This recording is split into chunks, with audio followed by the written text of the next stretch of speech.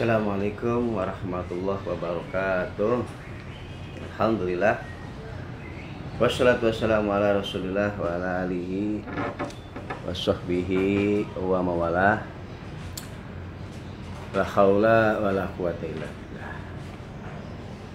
Puji syukur tentunya tidak lupa selalu kita haturkan kepada Allah Subhanahu wa taala atas nikmat yang telah diberikan kepada kita.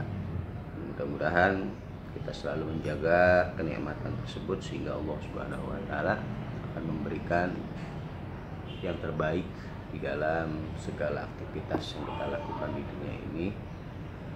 Dan juga tentunya sholawat berserta salam tidak lupa selalu kita haturkan kepada suri tauladan kita Nabi Muhammad Shallallahu Alaihi Wasallam serta para keluarga beliau, sahabat dan pengikut beliau, dan mudah-mudahan kita termasuk daripada umat beliau yang mendapatkan syafaatnya. Amin ya rabbal alamin.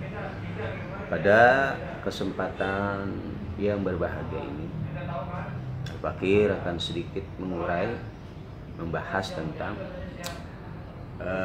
ilmu hadis yang berkaitan dengan ilmu mustalahul. Pada bahasan kali ini kita akan membahas tentang hadis dhaif, hadis dhaif,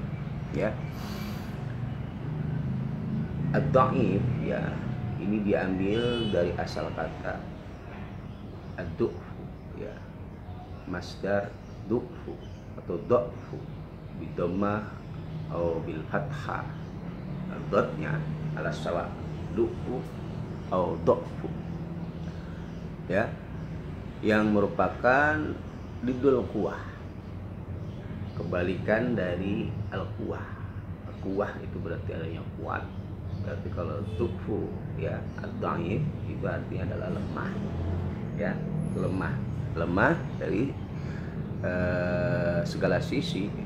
Kalau di dalam hadis berarti baik sisi matannya atau redaksi hadis itu sendiri, atau mata rantai atau sanad dari hadis itu sendiri.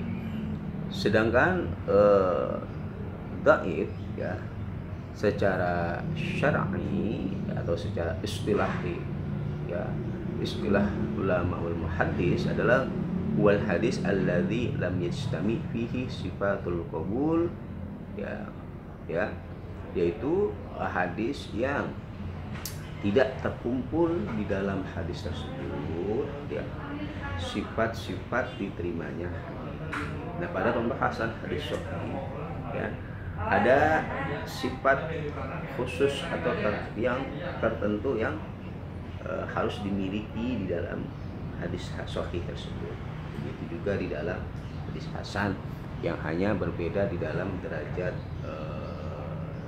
dabtul ruwah atau adalatul ruwah, sifat adilnya perawi. Kalau di dalam hasan ini boleh lebih turun, qalla dabtu, lebih sedikit di dalam kemampuannya dibanding dengan perawi hadis sahih, yaitu yang memiliki 5 syarat di dalam syarat hadis sahih. Di antaranya adalah adlul riwayah, perawi hadis tersebut ini merupakan orang yang adlun di dalam riwayatnya, Kemudian ittisalus sanad, menyambung mata rantainya ilal Mustafa kepada sampai dengan Nabi Muhammad SAW.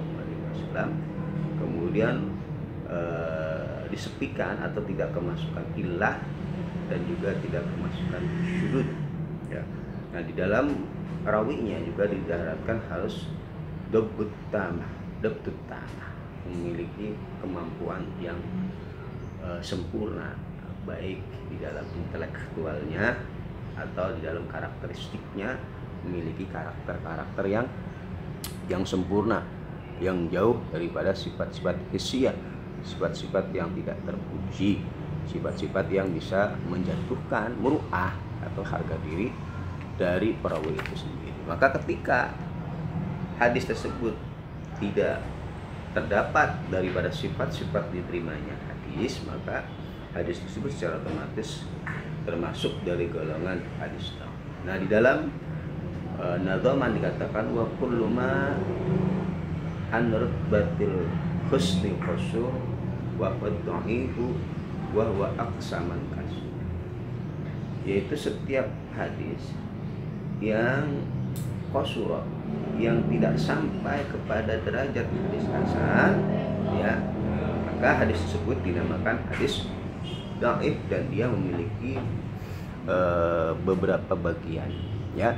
Wa kullu ma an rutbatil hasan wasihah bil aula, apalagi dari kedudukan derajat hadis sahih, ya, dia tidak berada atau sampai kepada derajat hadis hasan, apalagi kepada hadis sahih. Wa kullu hadisin qasura wa hatta an rutbatihima, ya, yang dia berada kedudukannya di bawah dari kedudukan hadis sahih dan hadis hasan, maka bahwa al hadis dhaif, maka hadis tersebut dinamakan dengan hadis dhaif. Wa yuqalu lahu al mardud, dan juga hadis dhaif ini terkadang dinamakan dengan hadis mardud, ya. Alasannya kenapa? Li annahu la yuhtaju bihi bil ahkami wasyar'iyyati, karena tidak diperbolehkan bagi kita kaum muslimin untuk menjadikan hujjah pada hadis-hadis yang lemah di dalam masalah hukum syar'i. Sedangkan di dalam masalah pengamalan pada hadis dhaif ini ulama bersepakat boleh bagi kita untuk mengamalkan hadis-hadis dhaif yang berkaitan dengan qada'il a'mal dan juga tentang hikayah atau tentang manaqib, tentang cerita-cerita, ya.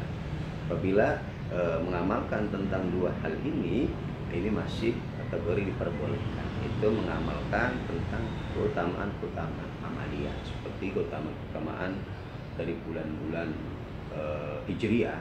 Itu kan banyak sekali keutamaan yang dianjurkan bagi kita untuk melaksanakan ritual ibadah dengan menggunakan referensi hadis dhaif, itu diperbolehkan, ya. Ini, ya. Kemudian bahwa aksaman bin nadhar ila aqsamihi kasur, ya. Bagian-bagian dari hadis dhaif, ya, ini banyak sekali, dan ulama wa usulwa ba'du milasala sumi'atin wa ihda wa samanina, ya. Kan sebagian ulama mengatakan bagian hadis dhaif itu sampai dengan 381, bahkan lebih, ya, tentang macam-macam dari bagian hadis dhaif itu sendiri.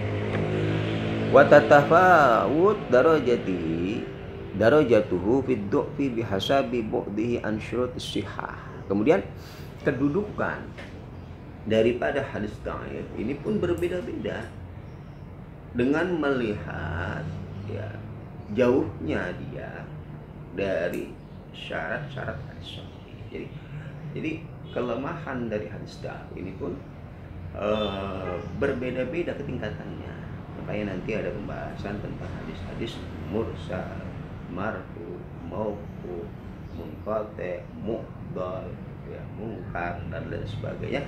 Ini memiliki kedudukan yang berbeda-beda dilihat dari seberapa jauhnya, ya, dia dari syarat-syarat hadis sahih, ya. Maka semakin dekatnya dia kepada hadis sahih, maka derajatnya pun, ya, tentunya akan mendekati kepada hadis sahih. Bisa, ya, dia merupakan marfu bil hukmi dan lain sebagainya, ya. Misalnya contoh daripada hadis dhaif, hadis ini dijelaskan seperti hadis innan nabiyya sallallahu alaihi wasallam tawaddaa wa masa alal jurbaini, bahwasanya Rasulullah berwudu dan membasuh atau mengusap kepada dua kaos kakinya, ya. Nah, pada hadis ini, ya, ini diriwayatkan oleh Abi Qais al-Awdi, ya, li'annahu yarwi an Abi Qais al-Awdi, ya, mutakallim bih. Abu Qais al-Awdi adalah orang yang membicarakan tentang permasalahan ini, dan ulama bersepakat bahwa Abu Qais al-Awdi ini orang yang tidak bisa diterima periwayatannya. Berarti tidak memenuhi syarat diterimanya hadis tersebut menjadi hadis sahih dan juga hadis hasan.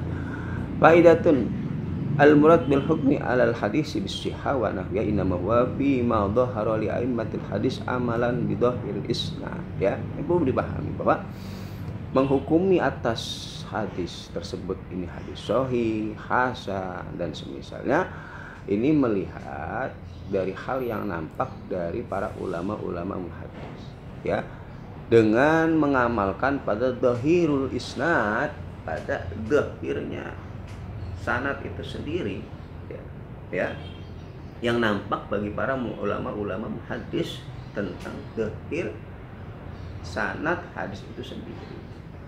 Ya, lal qat'a bisihha fi nafsil amr, tidak memastikan kebenaran atau kesahihan dari redaksi hadis tersebut secara hakiki, ya, secara hakiki tidak. Karena yang menghukumi kesahihan hadis, hasannya hadis, lemahnya hadis ini dipandang oleh para ulama-ulama hadis melihat pada dhahir sanad itu sendiri, ya, dhahir sanad mata rantai itu sendiri. Sedangkan memastikan kepada kebenaran pada hakikat redaksi hadis tersebut ini tidak bisa dipastikan, ya, kita kembalikan tentang kalam khobar itu sendiri, ya, al-muhtamil baina as-sidq wal kadhib, ya, kalam yang masih mungkin benar dan masih mungkin salah.